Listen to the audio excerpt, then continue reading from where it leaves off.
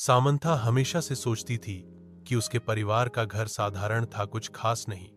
एक शांत पड़ोस में स्थित यह एक सफेद पिकेट बाड़ और एक अच्छी तरह से बनाए गए बगीचे के साथ एक आरामदायक 2 मंजिला घर था।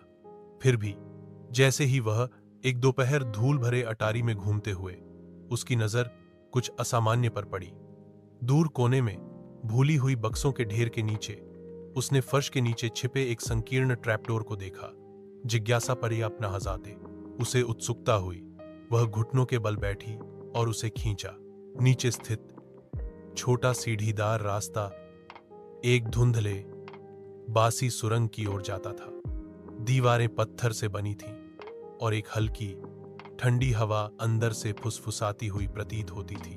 दिल धड़कते हुए सामंथा सावधानी से नीचे उतरी, उसकी टॉर्च अंधेरे को चीरती हुई।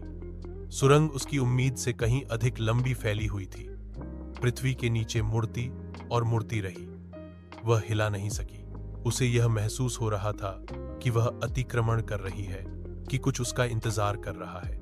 एक अनंत काल की तरह लगने के बाद सुरंग आखिरकार एक छिपे हुए कमरे में खुल गई। दीवारें पुरानी अलमारियों से भरी थीं, अजीब चमड़े से बंधे खंडों से भरा हुआ। कमरे के केंद्र में एक पुरानी मेज धूल भरे कागजात और पत्रिकाओं से घिरी हुई थी।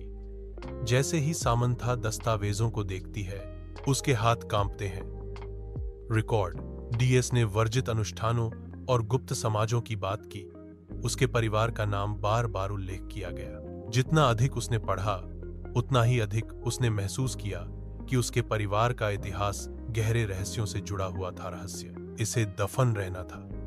उसने कुछ ऐसा उजागर किया था जिसे किसी को नहीं जानना चाहिए था, कुछ ऐसा जो पीढ़ियों से छिपा हुआ था। जैसे ही खोज का भार उस पर पड़ा, उसने सबसे हल्की आवाज सुनी। उसके पीछे से आवाज आई, एक फुसफुसाहट, धीमी और ठंडी।